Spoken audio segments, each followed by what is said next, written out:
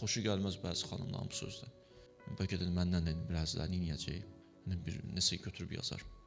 Amma din bunu deyir, Allah bunu deyir. İndi xoşu gəlməyəndə neyniyim? İndi Allahın sözünü deməyim.